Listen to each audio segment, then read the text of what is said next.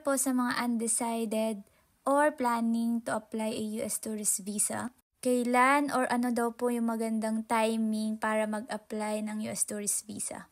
Based on my experience, may mga kinonsider ako or inisip and then nag-ask din ako ng opinion sa relatives. First planning ko, 1 year pa lang ako sa work or sa company. Hindi natuloy yun and then nag-antay pa muna ako ng 5 years. So marami na nangyari ng within 5 years. And then doon na ako humingi ng permission dun sa family ko.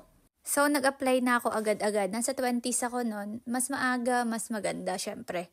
Sabi nga nung parents ko, kung para sa'yo, para sa'yo. So first try ko noon, pasado na ako or approved 10 years multiple visa. Pwede niyo po i-check ito sa aking YouTube channel or dito sa profile ko.